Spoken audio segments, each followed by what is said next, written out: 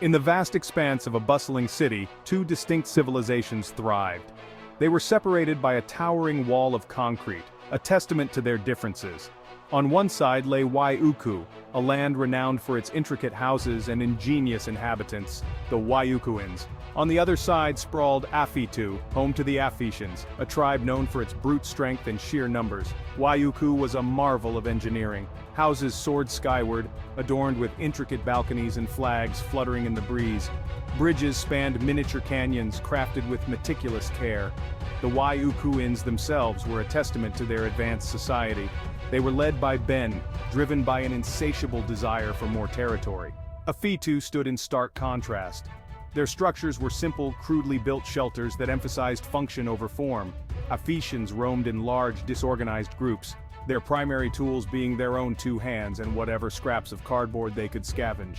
They were a force of nature, unpredictable and often destructive. At their head was Alistair, a wise and just ruler known for his strategic mind. Between these two contrasting worlds stood Jack, an ambassador from a distant land. He had witnessed the growing tension, the palpable fear in the air. Jack knew that war was inevitable, a clash of civilizations fueled by fear, ambition, and the ever-present hunger for power. He could only hope that when the dust settled, some semblance of peace could be salvaged from the wreckage. The Awhituans were masters of their craft. They had developed complex tools for cutting, shaping, and joining materials, creating structures that defied gravity and inspired awe. Their society was built on knowledge, innovation, and a deep respect for their meticulously crafted world. They valued education, strategy, and above all, peace. War to them was a last resort, a necessary evil to protect their way of life. Our only hope lies in using our intelligence and superior tactics to outmaneuver the brute force of our enemy. I have faith in our people, in their ingenuity and their unwavering spirit. The Awhitians, on the other hand, knew little of such intricacies. They lived in a state of perpetual chaos, their lives governed by instinct and the pursuit of basic needs. Strength was their virtue, numbers their strategy. They saw the world in terms of what they could take, what they could claim as their own. The towering structures of Awhitu to them represented a challenge, a symbol of something to be conquered. Overwhelm, destroy, conquer. We covet the resources of Awhitu, the smooth, unblemished materials, the intricate designs that could bolster our own crude fortifications. Rally, my people, a future where we no longer have to scavenge for scraps awaits us. Ben, the leader of Awhitu, stood resolute, ready to defend his people's way of life. The conflict had been brewing for years. Small incursions by the Awhitians, testing the defenses of Awhitu, had become more frequent, more brazen. Whispers of war permeated the once peaceful streets of the cardboard city. King Alistair knew that the time for diplomacy was fading fast. He sent me, a skilled negotiator and diplomat, to reason with Ben, to find a peaceful solution to the escalating tensions. But the task seems insurmountable, a desperate attempt to bridge the chasm that separates two vastly different cultures.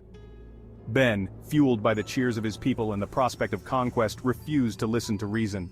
He saw Jack's pleas for peace as weakness, a sign that the Awhituans were afraid. Your warnings are empty, Jack. They echo with the arrogance of a leader blinded by his own ambition. We are not afraid. The seeds of discord had been sown, and the drums of war were beating louder with each passing day. The tension was palpable. The Awhituans, though outnumbered, prepared for the inevitable. They sharpened their cardboard blades, reinforced their walls, and devised cunning traps. Their resolve was unwavering, their spirit unbroken. They would defend their home, their way of life, against the encroaching darkness. The fate of their civilization rested on their courage, their ingenuity, and the hope that their defenses would be enough. The first rays of dawn illuminated the battlefield. Awhitu, the plains bordering the two civilizations, became a canvas of impending conflict. The Awhitians, a tide of bodies and crude cardboard shields, surged forward, their war cries echoing across the plains. Forward, for glory and riches beyond measure. The earth trembled beneath their feet, a testament to their raw power. The Awhituans, vastly outnumbered but unyielding, met the onslaught with disciplined ranks. Their metal armor, strong and resilient, provided unmatched protection. They unleashed a barrage of laser fire, each shot precise and deadly, aimed at the exposed limbs of their attackers. From atop my command tower, I see the battle unfold. Our traps are set, our defenses ready. We will not yield. The initial wave of Ephesians crashed against the Waiukuin defenses. Cunningly placed traps, pits concealed beneath a thin layer of cardboard, swallowed dozens of the attackers. Catapults, powered by carefully calibrated rubber bands, launched projectiles of glue and glitter, blinding and disorienting the enemy. The air crackled with tension, the stench of glue and sweat mingled with the dust kicked up by the frenzied movements of battle. The tide seemed to be turning. The Waiukuins, their superior tactics and technology giving them an edge, began to push back against the Ephesian horde. But Ben, his rage growing with each fallen comrade, rallied his forces. Push forward, their numbers dwindle, victory is within our grasp.